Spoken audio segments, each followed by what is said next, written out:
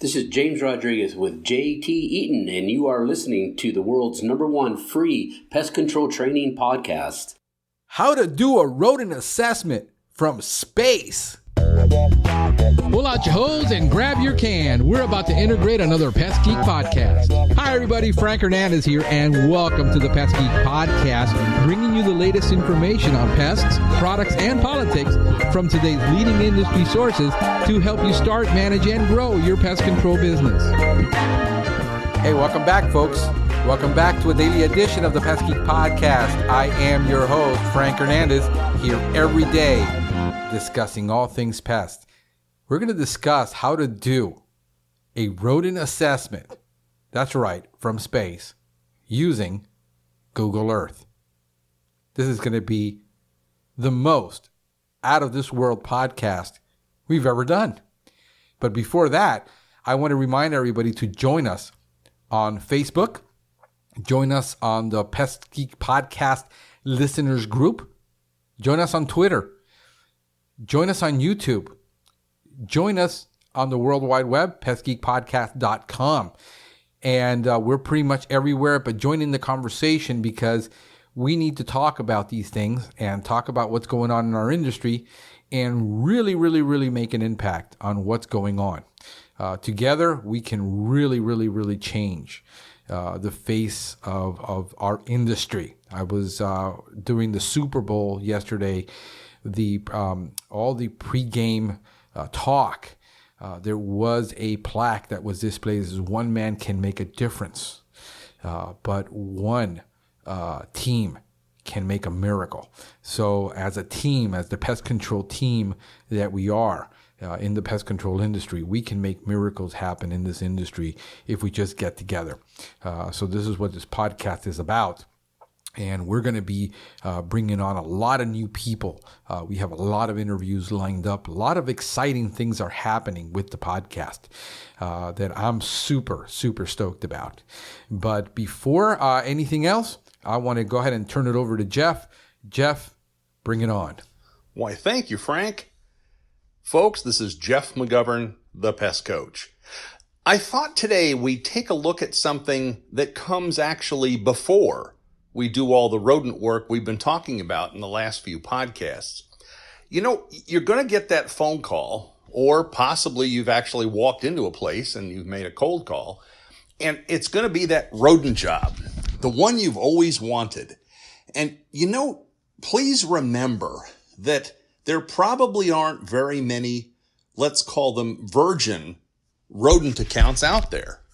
Frankly, if you're going into a situation that has rodents or you've gotten a call, it's probably because, well, let's face it, the reality is that somebody else failed. So you're working under a condition of failure for this industry already. And the only thing you can do is put your best foot and best face forward. That's how you're going to get the work. And frankly, that's how you're going to keep it.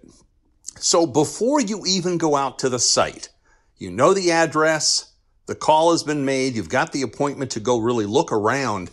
Before you arrive for that purpose, why don't we take a look from above? And what I mean by that is let's take a look at Google Earth. And the cool thing is that now Google Earth Pro is, get ready for it, here's that 4-letter word, free. You simply download it and you can begin to use it. What this allows you to do is to enter in an address or maybe just an area, but you can zero in above the account and take a look at it, the satellite view. But what I want you to do is take a look at that location with the idea of what you've already done in that neighborhood, what you've already done in that section of town, so that now you're kind of formulating a plan and you understand what the rodent population is based on work that you've done at structures that are close to your hopefully new account. Now, as you zero in, you can go all the way down to the rooftop of the structure that you're going to be going out and taking a look at. What I want you to do is look at things that connect to it. Fence lines, wires, cables, any type of other structures adjacent to it, so that you can find the pathways that rodents might be using. Now, you've really not been there yet, but what you're trying to do is to gain some idea of what surrounds the building. Heck, it may be there's a farm next door. And we all know that agricultural situations can produce a huge number of rodents that are attracted to that big, warm, hot rock that produces all those wonderful odors. That's the facility we're supposed to protect. Now, once you arrive, you want to make the assessment from the outside first. What connects to that building? Look at the wires, look at the cables, look at power lines, look at things coming into it. Can rodents use those as a pathway? Certainly, if we're dealing with roof rats, oh, heck yeah. But we also want to look for places where animals can run to the structure. It could be mice, it could be Norway rats. It depends on what part of the country you're in.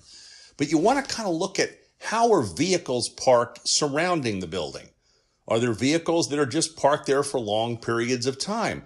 Maybe there's trailers and things of that sort that are just stored there. Well, all of those temporary structures can form a pathway to the building that you're trying to protect.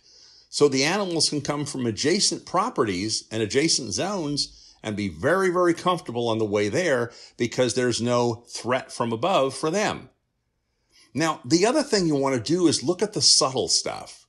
Granted, you always want to check the surrounding planted areas. It could be parking lot islands, it could be shrubbery against the building, that type of thing. And we all know that those areas can harbor rodents. And look for tight stuff. Maybe it's a beautifully trimmed lawn, except for the last 2 or 3 inches right adjacent to the building itself. Holy cow. That little narrow space to us, if we're only a couple inches high and we're a rodent, is a jungle band all the way around the building. So we have to be aware of the small stuff. Now, when you get up to the building itself, we want to note how it's constructed. From the outside, if it's tip wall construction and the tip walls are in contact with the soil, oh my goodness. Those are penetration spaces supreme for mice. I've seen mice chew their way through a tip wall joint, go into the building underneath the floor, and do $10,000 or $15,000 in damage to lines that were pulled for cash registers in grocery store situations. So you have to pay attention to the tight details, and you've not really even been inside the building yet. The other thing you'll want to do when you're doing this assessment from the outside is do it on foot and do it in your vehicle.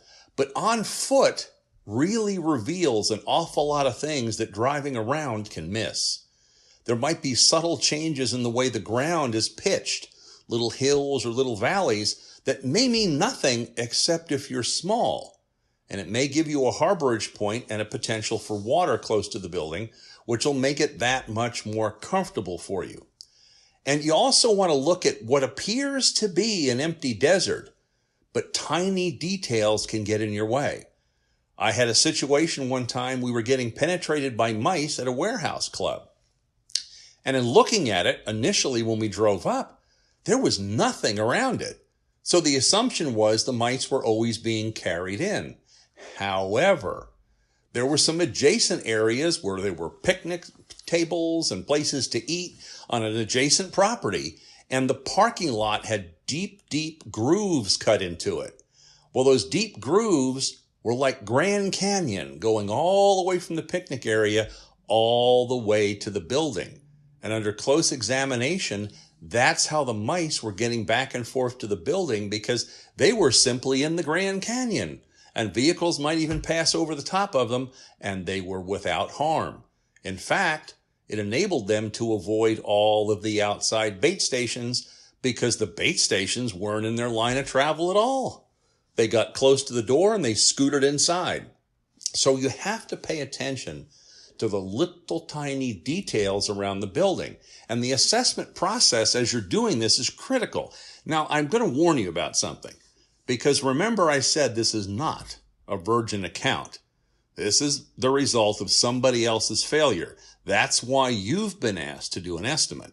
So you always want to ask for the records. Find out what was done before. You will also want to look at the trend reports, because hopefully, if they've been kept up, you can see what's been going on with the devices currently installed and some type of an idea of what the penetration points are based on the activity in the equipment the prior pest control operator used. And I'm going to caution you about something here. Do not, and I know you want to do this, don't point fingers and show how bad the prior company was, particularly until you go over the details of who's actually doing the service. Because I've seen companies that point to themselves and say, we're great, we never make a mistake, and these other people were jerks, and they didn't even service your bait stations, only to find out that the service was a partnership between people in the facility and the pest control company. And so you're basically telling that potential client, you screwed this up, this is all your fault. Not in so many words. Be careful the words that you use. Simply be the professional, take the high road, and go ahead and get your job done. Now, I guess we have to worry about whose bait stations are we going to use. Please find out who owns them. If they're owned by the prior pest control operator, they frankly should be coming to pick those up and not just leaving something with their name all over it around the facility. In some cases, you're going to find the client owns those bait stations. Well, they may want to go ahead and use them, and if that's the case, you need to have them sign some type of a release indicating that their bait stations are theirs and you're using them at their request. Of course, you may have them imprinted with somebody else's name, and that could bring up other issues, so you need to proceed cautiously. Be the professional, make the best recommendations you can, and please understand that pest control services and the things that you do are very low in cost compared to everything else that facility needs to have done. And yet, the pest control services, that's the service that protects it from damage and all those horrible things that pests can do and cost them a fortune. So price your services accordingly. I recommend pricing that rodent service per hour. And your hourly rate should include all the equipment necessary to do the job. And of course, you have to decide whether or not you're actually going to lease bait stations, sell the client bait stations, or just how you want to proceed with that. Understanding that rodent control work is not just bait stations. Rodent control work is assessments and evaluations, and then you take the action necessary to make sure that facility does not get a rodent problem again. And you need to take care of what's there. And it's not always going to be based on a whole bunch of boxes around the outside that somebody goes around and tidies up from time to time. Of course, you need to ask the client, particularly on a commercial side, what their requirements are, because they may have third-party auditors that are demanding a bait station every so many feet. So you may have to meet those requirements. But understand your service is assessments and evaluations, and then you deal with the situation so they don't get a problem. It's not going around changing bait stations. You have to take care of the service the proper way. Now, in today's world, we have products like Nature's Defense, the rodent repellent. We did the interview with Mark Weiser last week, and we also had another piece on the Nature's Defense beforehand. And this product line has given us a new tool to use in rodent control. So you have this plus everything you had before to get the job done. With regards to other things, exclusion and things such as that, you may want to price that in. You may want to have a contractor you work with. But the bottom line is take care of the client, provide all that they need, and understand that your job is to protect the brand. If you're protecting the brand of the commercial account, you're going to be successful, and the cost of your services is minimized because brand protection is huge in the eyes of the client. So that's just a little bit on the first part of assessments and evaluations and going into a rodent job. And you know what? For as long as I've been talking, gosh, we haven't gone inside yet, have we? Well, we'll cover inside in another segment. And so with that, Frank, I'll turn it back to you. Folks, thank you so much. And I look forward to talking to you once again on the Pest Geek Podcast. This is Jeff McGovern, the Pest Coach, signing off until next time. I hope you have enjoyed the daily edition of the Pest Geek Podcast, folks. I will see you again tomorrow. Have a pestacular day. Thank you for listening to the Pest Geek Podcast. If you have enjoyed the Pest Geek Podcast, please give us a rating, write a review, or subscribe to the channel.